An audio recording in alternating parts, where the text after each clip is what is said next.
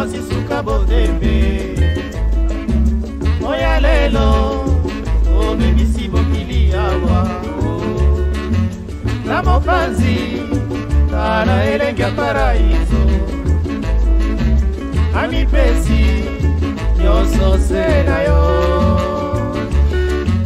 felicite mwana mwasi suka botembe oya lelo omemisi mokili awa na mopanzi tala elenge ya paraiso amipesi nyonso se na yo.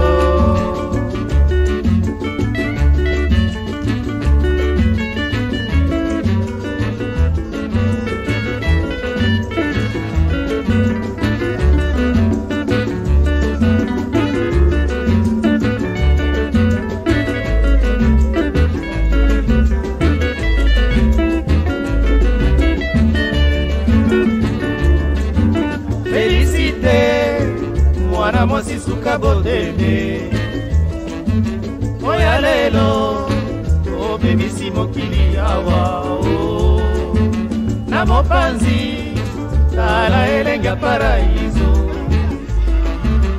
amipesi nyonso se na yo felicite bidudue motema ya paraiso mabanzoma ngai na yo makila matamboli elongi na yo fiti angelu mobateli soki otali ngai sheri mayele masilinga para fifi Les chiffres 40, c'est un chiffre qui est déterminant et dans la Bible, et dans l'histoire, et dans nos coutumes, dans nos cultures, dans nos traditions. 40 signifie beaucoup de choses. Et donc c'est le début pratiquement d'une histoire, d'une dynamique, de l'accompagnement et l'accomplissement même de la rumba.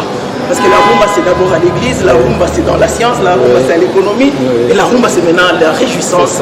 Nous allons célébrer Grand Calais dans la réjouissance.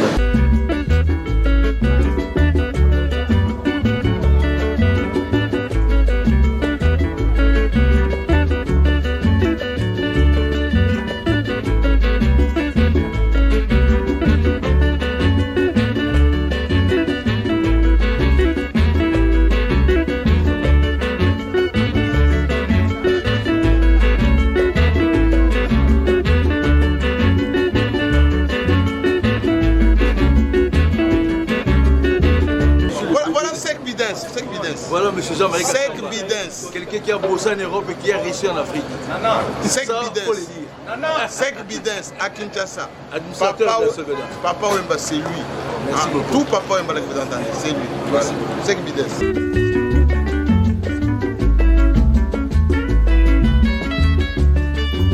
elongi na yo yaya epesinga ifolingi para fifi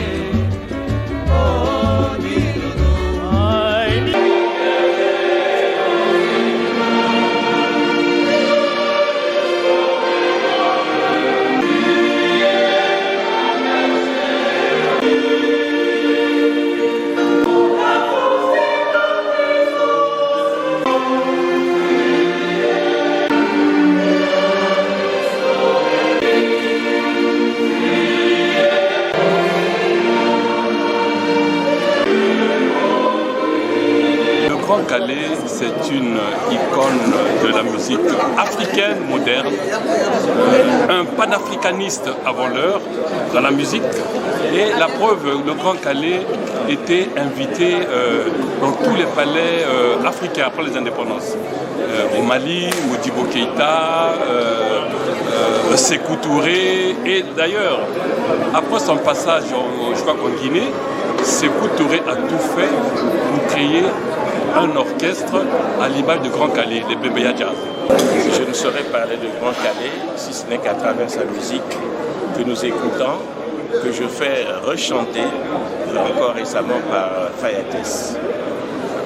Calais est une grande figure de notre musique en Afrique centrale, en Afrique et même dans le monde. 4 décennies après, nous pensons, nous ne l'oublions pas, nous chantons Calais. Calais nous inspire encore à travers Indépendance Tcha-Tcha. Bon, c'est un moment exceptionnel parce que 40 ans après, Grand Calais est aujourd'hui honoré par les deux Congos. Vous voyez, en face c'est Brazzaville, ici c'est Congo-Kinshasa. Et il y a ici des grandes délégations qui sont venues de Brazzaville, des ministres, des conseillers, de personnalités et de chez nous la même chose. C'est une très bonne chose pour lui rendre hommage. Et au bord du fleuve, voilà, la rumba, c'est partagé entre les deux fleuves, les deux peuples. Et il est très important de le faire et moi je suis content comme je supervise la communication de cet événement. Ça montre que notre pays a de la richesse et qu'on doit bonifier, quantifier, rendre les honneurs aux grandes personnalités. C'est un jour que je retiendrai toujours et ça me rappelle beaucoup de souvenirs. Parce que Kali Jeff fut un grand ami à mon père. Mon père aussi, Vicky Lolomba, fut le père de la rumba congolaise aussi, de la musique. Et ce fut un grand ami à Kali Jeff. D'ailleurs, mon père a chanté dans Vicky Lolomba, il a chanté dans Indépendance Tcha-Tcha et aussi, avec Kali Jeff, et aussi la chanson Table Ronde, Indépendance, est enregistrée à Bruxelles.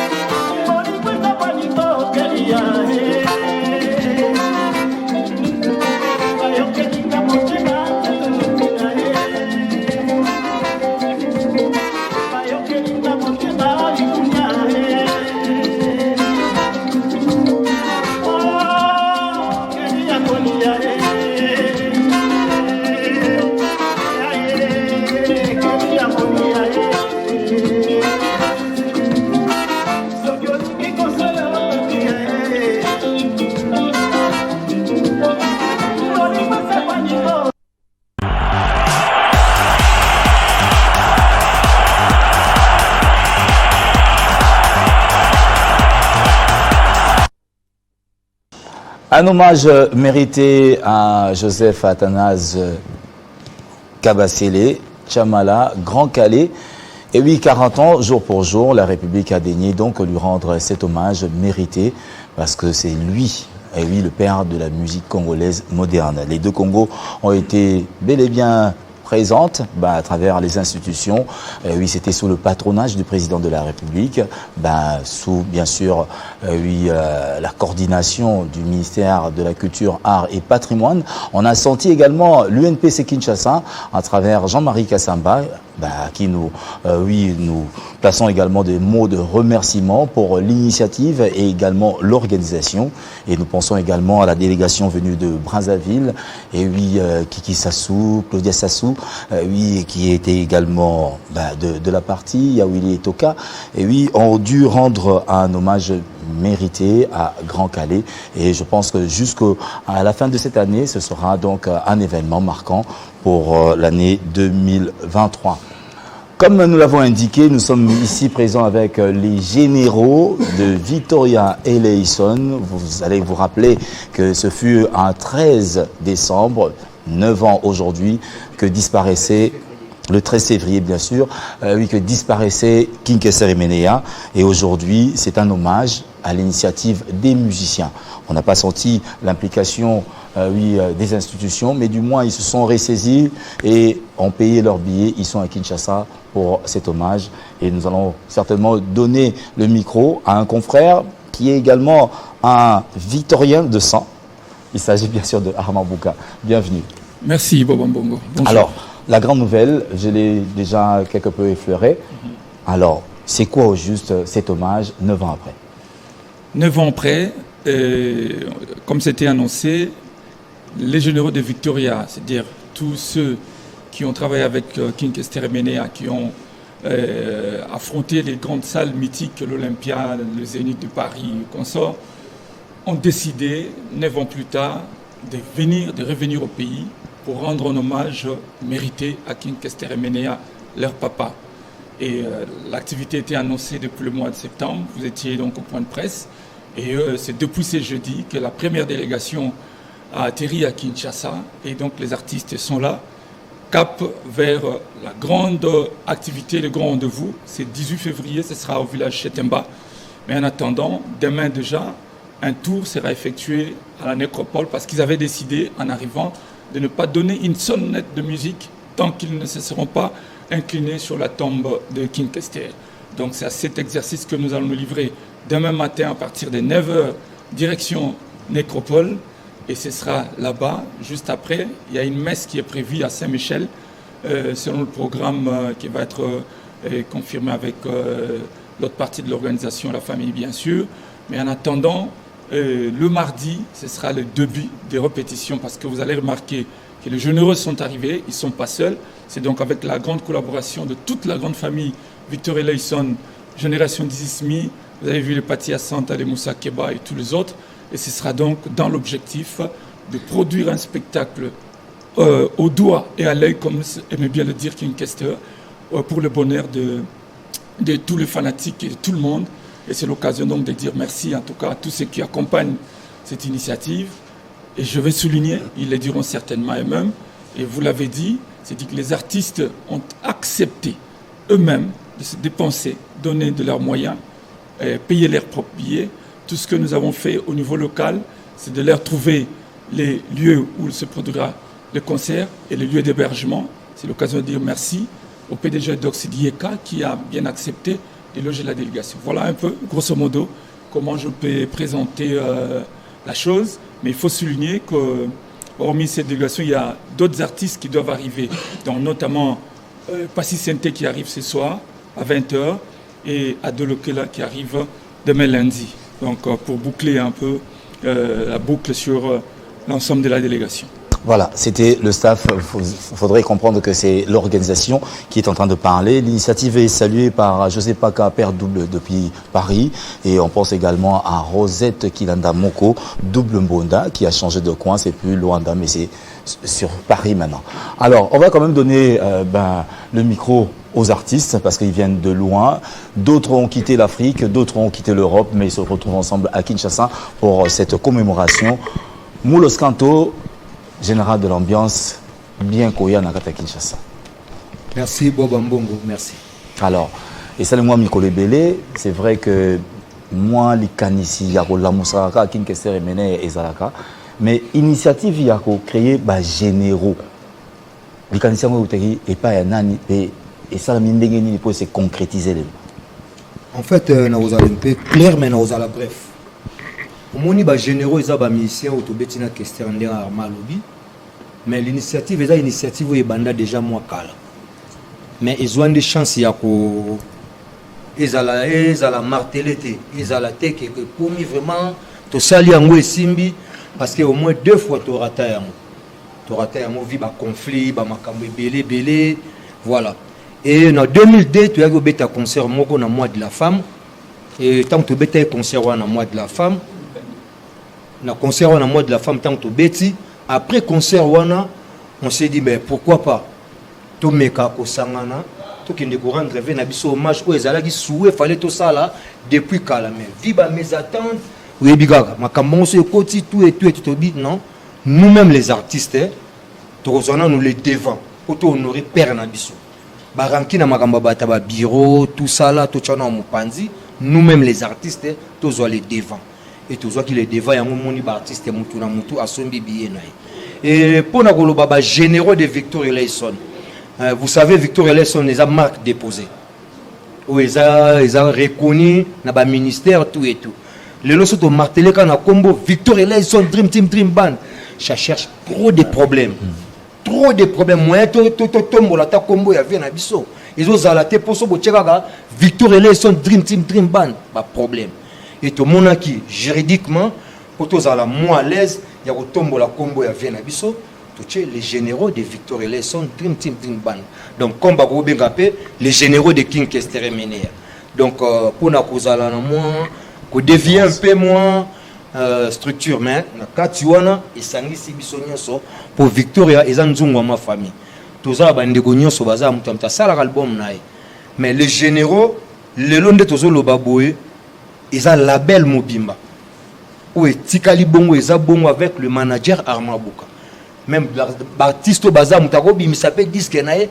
na kata label ba généraux pe le yango moni to bandi yango boepo never ya mené ya oyo tozo mona loin aussi pona 10e anniversaire yango mo tozo beta c'était pona 10e anniversaire egoya mais to les canons nous never ou to bengi ba victorien ba kesterien ba tout balinga ki la bonne musique nga message nanga particulièrement naza ko lancer kaka na venabiso Quadra Koraman Koffi Olomide parce que wana za logo la père parce que venabiso king tout le temps banda obenga eli passa ata ba guerre na bango ba bagarre mais petit wa li passa na ngai lelo sko bana li passa balingi li passa ya père ata na chetemba mo ba senza pe fwe beta ouais beta kaka donc to tindaki invitation pa ya dodo fois kenda le ya dodo fois kenda za na makambu nyonso a même invitation pa venabiso Quadra to ebiga to za ko espérer kaka to zo réponse bien pour via ta mo tour une heure kaka quoi et au sala bien pour li passa na yi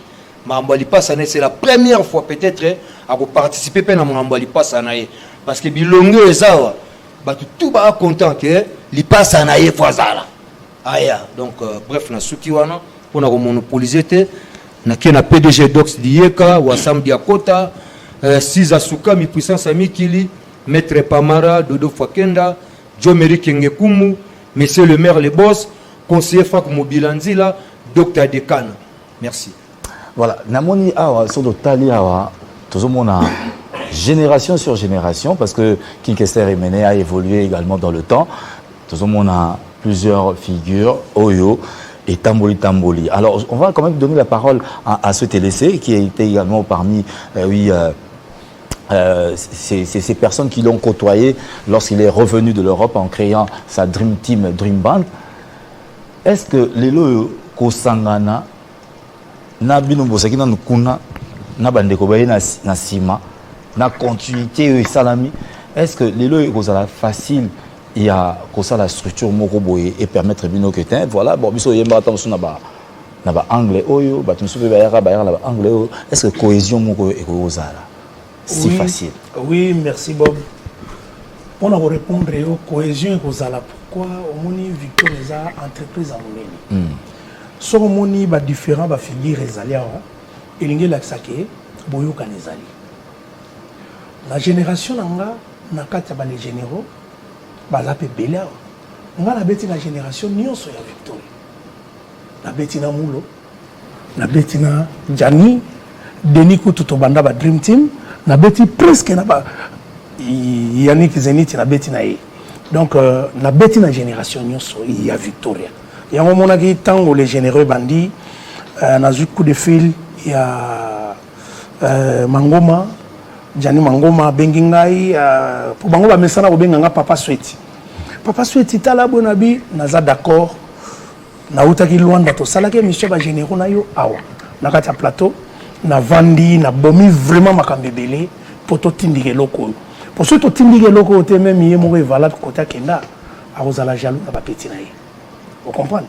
Yango tozo tindika ngo eza exemple moko to pesi na ba musicien nyonso ya Congo ba comprendre que soki bolingi bo sala loko ya père na bino musical eza ka te bo zela bino mo pe boko la ça va effort bino mo boko bimisa ba énergie pour eloko na bino esimba yango ezo la ça que preuve makamba ba généraux et aussi marango pour to vraiment corps âme na physique. Donc, aussi voilà, on va faire le tour du micro parce que Gianni oui, avait déjà le micro. Moi les loba. Il est pas ça mais ça n'est mais si quoi na cadre événement sentiment dans les animés parce que vous savez que mené na poto azongi koto azongi kuna atiki bino mais koya siko pona ko pessayer le coup mona intérieurement yo mo résoudre le merci pour la parole. Franchement, on est vraiment content. Le micro. Ouais, merci. Nazar content d'abord pour Nago Sangana, place à Ozala et ça lui déjà plaisir. En fait, tout le cas est local depuis que Napoto. Pour que tu aies l'autre, ça y est, viens aux Zongakan, Bozo ngati cheva pembe ti mande fa pembe donc voilà mais ba tuba interpréter mal ki ba mise ba kinda ba kima yebo wa yebi to zalaki ti to sani album asuka 16000 to beti ti na suka donc voilà na bande ko mususu donc ndeto aboy mutu tout azana sengo vie place azali a sentir vraiment ki bolingo nini to zana ngo to zalaki nango to ko continuer ko zala nango parce que biso to la ratoire vraiment famille à munene na ko qui n'est pas sacré na dame na vodé pas zenis na dame mais ba masa so mouvement mususu donc il a vodé dame pas masati comment sortir les qui venir ozo mona donc to lingani fort a mona ke bolingo ati wala ki sa biso pour ya comment na père comment qui perd na biso conseil même la famille aux un problème na Palestine au bengi vie au conseiller donc là ça za mona ke bolingo wana ils ont continuer yango na osenga ba victorien tout ba généraux tout bo continuer na bolingo wana pour na toujours ko rendre vie na biso hommage na honneur. Là, ça vous allez sentir vraiment qu'il y a un picho bolingo na ngai ya solo. Donc malgré ba interpréter mal mais biso toza ba pire petit naï. Tu dois vraiment ba défendre ton naï à ressentir donc à mon si on a tinera za vraiment yemi vraiment que tu fouti ba billet bon naï. Na ozo mi na dama wa pays plan mo musique. Mais non ça na mo pona vie asa biso bola mutro. Ça bola mutro. Ezaka o makoto ti mais ça na qui vraiment naï. Donc à mankarabiso voilà. Merci. On va passer à l'illustration. Entre-temps, on est en train de parler. Côté artistique, des questions, mais il fallait mais faute de temps, on doit faire parler tout le monde. On va quand même donner la parole à Diviero. Donc, pour bref aperçu, parce que tant que Gianni a lobby que déjà, Nzela Izagi tracé pour la 16 dans Rolingayum, tu dois répondre à la question. Tu comment il y a une étape il y a 16 000 parce que 9 ans après, basé là quand même album moi et comment on va justice et comment on va famille mais bref aperçu tant que ça et comment on a niveau ouais merci beaucoup dans la question Didi mais comment presque à la fin et comment presque à la fin sur na golo comment presque à 90% et c'est Silek déjà presque donc la minute quand on mango tout le beleka dit c'est comment presque à la fin après ça là que famille la justice n'est pas joué en gros. Mais sur le plan artistique, nous sommes Beta Magui, à part qu'il y a des dédicaces, nous avons quelques chansons pour faire ça la voix définitive. Donc, tu remets un niveau. Alors, est-ce que est-ce qu'on peut espérer que Nabato Baroya peut-être le 18 février, dans l'occasion peut-être savourer en public, peut-être un extrait, ce serait possible? Si, d'accord. Nous avons un programme de répétition. En fait, au bêta, l'album nous via bêta. De soutirer dans l'album nous avons 3-4 chansons. Qui n'a 18 000. Donc, Batubaya, Baroyoka, Banda via Banda. Dans 1982, Banda Victoria et Banda. Troya dans 2013. Donc, Baroyoka, dans l'album nous avons 2-3 chansons et bêta. On n'a pas de souci. Donc, Baroyoka, la bonne musique, vous allez la discuter. Voilà, on va passer le micro. Hein. Donc, oui, tout le monde devra au moins mettre une parole, c'est très important. Zénith, oui, bon, il est pas habitué à Alors, quel est ton sentiment? C'est vrai que oui, pour la projet Nayo, mais aujourd'hui, tu reviens quand même pour King Kester et Benea, chose qui n'a pas été faite durant plusieurs années. Quel est ton sentiment, Lélo, à Kinshasa? Je suis d'abord très très content d'être avec mes frères comme ça, tout ça, parce que déjà, Victoria, c'est l'idéal en fait, c'est la famille. Moni, biso, tous alara biso, tous alara vraiment ami qui lit, tous alara tout bien anara tout, fazarana fazari pas sacré, Gianni dido tous alara biso. Mais cause un projet bouillé, indépendant au côté biso nyonso, et moi là c'est que il y a un moment, nabaki nasir batutu bande kota lelo comme Victoria et comment qui image moko boya ko soit na combat King Kester Menea. Donc désordre par-ci, famille, batou, ba musique. On a ce maramba famille sili, ou arabe musicien ba monsoin. Oh Victoria Kabwanaki, comment Victoria, comment biteni na biteni. Alors, biso ba tozara na poto, tozara un esprit ou anate. Parce que non moni biso, il fallait ba vie safro baya, ba vie ogilutula baya. Donc tu as moni biso boeza pena que to bito kende, to la que le vieux agi mutu ya désordre été. To me makimia na bana mai o bazara awa baya to like sabango que vieux azo régner tilelo parce que so tali ba orchestre pe belé ba leader bakenda mais makambo boye sala marati. C'est une première, donc c'est vraiment à féliciter. Coup de chapeau. Merci. Donc il fallait se retrouver là. Tant que tu bêtis concert de moula auto expliquer, tu as dit que bon, tu as quota 9 ans. Donc 9 ans, il y a eu dernier chiffre. Donc tu as eu symbolique. Avant tu as au 10e année, tu as 9 ans, tu bêta. Comme ça, tu as mappé, tu as soigné l'image à Vienne Abisso pour éthique là, pour être commun. King Remember. King Remember. Donc tu as aussi souvenir mais éthique là forever on a donc il y a un autre qui représenté. Merci bien. Voilà. Tozo continue car toujours oui qu'on se souvenir de King Kesser Mene. On va donner la parole à Pati Asanta. Ben lui c'est également oui un des généraux. Il fait à sa manière pour immortaliser, pérenniser l'œuvre de King Kesser Mene à travers ses productions en République démocratique du Congo. Alors sentiment Ezanini parce que la plupart à bateau surtout Tali na ba génération avec Victoria, vous allez mais le fait d'être intégré dans le projet, ils ont se retrouver na batoupe parce que bien que idéologie zali yakoye mbalogo King Kesser Mene mais se retrouver avec ces personnes oyo ba œuvrer qui aux côtés de King Kesser Mene. Oui, Bobambong. En tout cas, question très capitale. Moni esengo na nango. Tant on a Victoria, nakutaki Mulusanto, nakutaki Denilson Matelo, donc équipe wana mobimbo ba beta Zenith. Toagina nakuti Didiero, nakuti Gianni Mangomba, nakuti Zenitao. Ngabe ngake Zenitao, lelo te depuis Diego Kao. Ba te belé. Tant wana ba comprendre te que parti aleka ki pe na Victoria. Tala na expliquer ndeko nanga boba mbongo tato sala boye na bandeko nanga o ndeto za boye. Biso 4 boye to sato nyokwama na ranch. Oya mnake no guerre à 40 à 45. Mais baya bazala mikili ba na même bala biso ko na kini ke ba sa danger. To nyokwama na bandeko rep na King Ranch. To kota ba to vanda na maki ba nini tout ça mais ya omoni Nzambe ndenge vient en arolo baga Nzambe aza Nzambe moto aza moto. Vous comprenez les loyo vérité. Il y a un second te sali to kuta na sekona ba obazalaki avant biso. To kuta ni sous les loyo. Poto honorer et va la mal en cause un kukuta que son âme repose en paix. Et donc les loyo 9 ans via Koufi une année 2 ans 3 ans 4 ans 5 ans 6 ans 9 ans ti lelo net na bakini na Congo RDC parti à Santaraka na pesi valeur na combat vie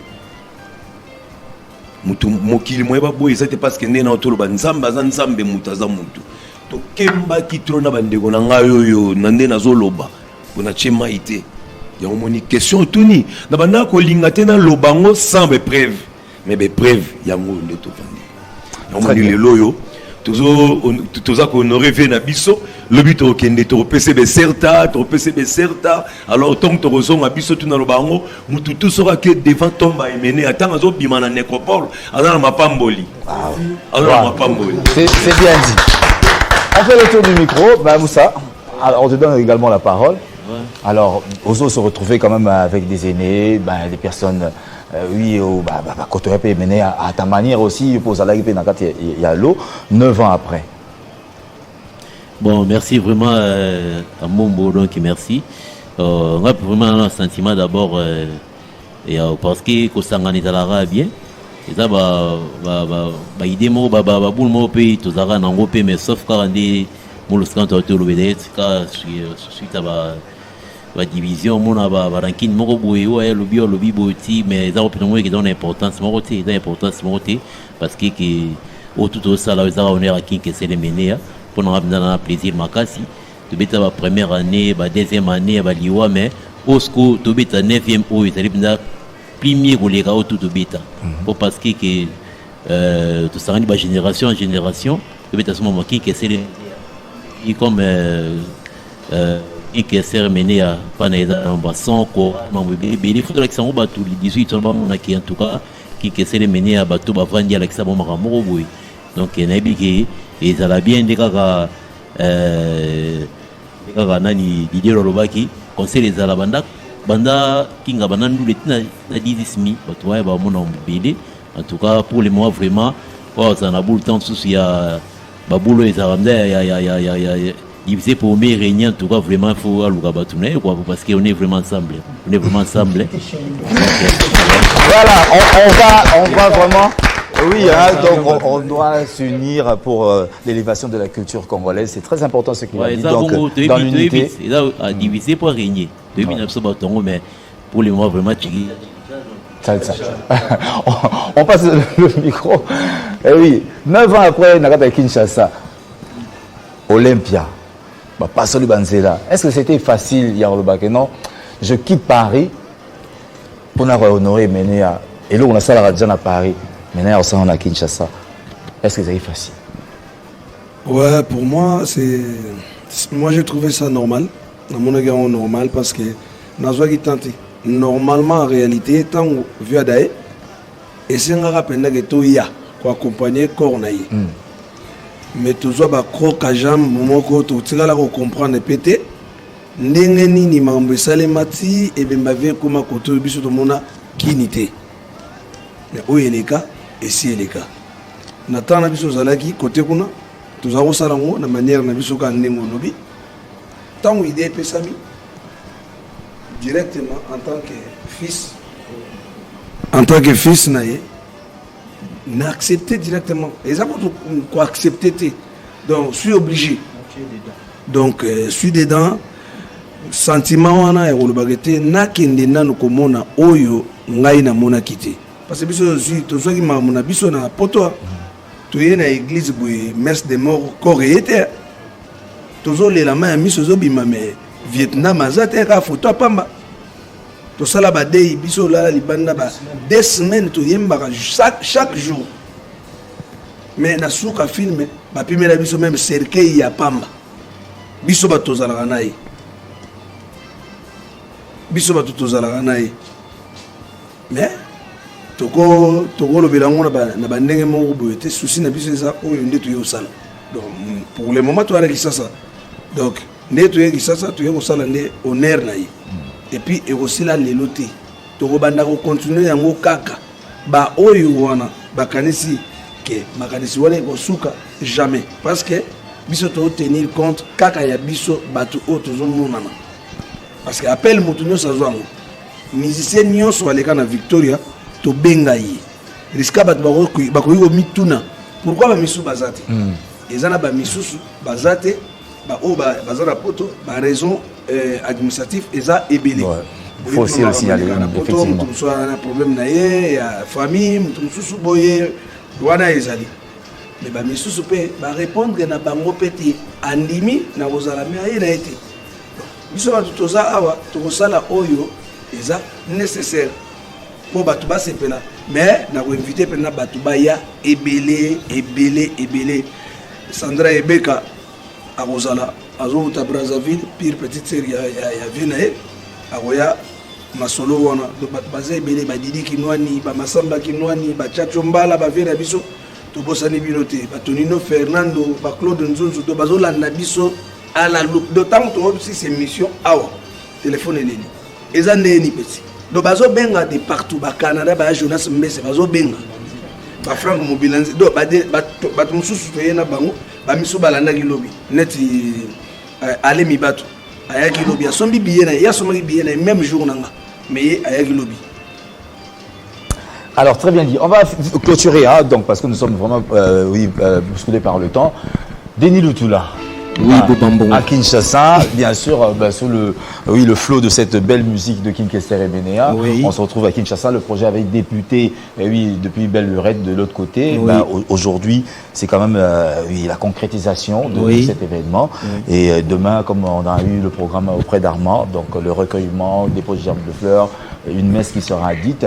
Alors, on ajoute en ajout d'abord na opesana no mbote na Congo mobimba bazolanda biso mbote na équipe mobimba oyo ya télé 50 bazo permettre biso pour mokil momemo na biso et là on a obakisaka kana na mingi obakisate pour moi c'est un plaisir to lobby Victoria biso mto bandaki yango te to kutaki yango masua to koti to za ronana are ba okita ba msuba mati ainsi de suite mais pour moi aujourd'hui c'est un retrouvaille c'est un réel plaisir ya ko betana ba ndekunanga omoni to sangani a ndeka tolobara ko sanganele ko kabwana ndete dimola lobara. Donc vraiment c'est un réel plaisir pour moi quoi. Donc minga lobeza tenasi basi ba lobignos. Mais là peut-être en souhaite na lobaka kana ko pesa programme et pas itozo vanda pour il faut ba ba peto ça pe na bandeko baninga et tout. Na banana ko remercier le PDG Edox Dieka na ya Dodo Fakenda ndenge ba pesi monsieur Sika Vanda. Donc toza revendre dans le quartier Mandina na Matete na Flat Hotel Les Zéros. Donc tozali kuna ceux qui beaucoup de généraux surtout bazali wana. La délégation a surtout même qui paye Patricia Carrel pour parce que nous avons 2 ans au Bazalaraba au Balande là bas comme na label parce que nous avons des projets à long terme na mikoloya yango alobakino afutatika ya mona na ambiance ngozande toye na yaza na kata délégation Willy Bondaka na kata délégation amasa tubali makambo eza pena kitoko eza kitoko. Donc mardi nous commençons avec les séances de répétition à partir de 10h. De 10h, 19h, 20h, tu peux katapo parce que tu as transport, tu as une occupation. Vraiment, les 18 nègres de lobby, village Chentemba, donc Egoïnda. On a profité de l'occasion pour remercier Maman Wivine Moleka pour l'invitation. Vraiment, merci beaucoup. On a profité de Sambo, tu as vu dans Wassam Diakota, Palme d'Or, Junior Osens, Nicole Djamba, Dr Zézé, son excellence Yves Moukulu Zola, Lundi Poutou, Oyazali, honorable Nabiso, Philemon Lutoula, Armel Yabi, chef d'entreprise Mokonzalema, et puis Nabo Sanité Freddy Kina. Donc bon dimanche à tout le monde. Voilà, merci. On va se quitter avec une chanson en chœur, bien que le manager a le baïga arrêté, ça a note Moroté, mais parce que ça lobby déjà. Voilà. Alors, on va clôturer. Donc, je pense. Bossani pour la danseuse. Oui. Donc, toujours on s'appelle pour la danseuse, nous sommes Victoria Leison. Donc, répétez ça mardi. Donc, mardi, tous à la biso, nous sommes à l'air. Na mandina na matete place ya denya pesi. Arlette 16 plus. Ozolandanga doucement, Bibi Chanterema, Ozolandangai. Ndwe ke le shikita mwana mbisi.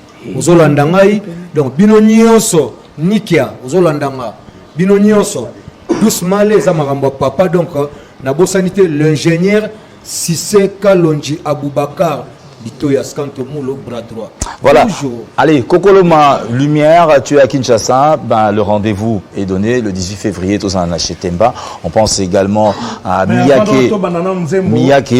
s'il vous plaît, Kelani.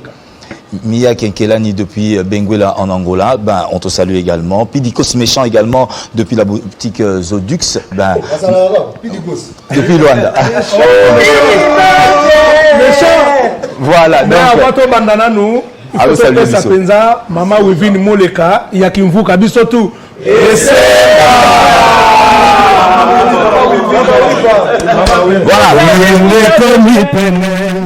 Mama kotuna bonito tia yeteo Lazua ewa pina luka seba yebisa maboti bayo Yeo Bako luka mwae babo isa ye Mama Bako luka ba mwae akobo isa ngana toti mama Ekela mubotela pona onzambe Balingi nini bandeko Balingi se babelisa libala na biso Molingo ya biso mama Se makwela nzambe Voilà, rendez-vous. Kana mato ina masoba kolo bakana yo mama Olingo nyonso soki ekoti bamuna ekobebaka mama Et voilà, c'en est fini pour cette émission d'aujourd'hui. Donc, si vous avez aimé, ben, retrouvons-nous le 18 février, c'est un samedi, ici à Kinshasa, à Village Chetemba, pour la commémoration du 9e anniversaire de King Kester Emenea. Le temps était parti, s'il vous plaît. Richard et Cambo. On te salue. Allez, au revoir et à très bientôt sur la même antenne. Ben, Marie-Hélène, on te salue. Ben, de tout de suite, la grande équipe également. également. Et oui, Freddy Kabengel aux prises de vue, Dédé Sansoa au son. On pense également à Jocelyn Toumba, régie finale, Camaro, et oui, du côté maintenance technique. On pense à Regan également pour le montage. Ben, merci à vous tous et à très bientôt sur la même antenne. Merci. Éternel.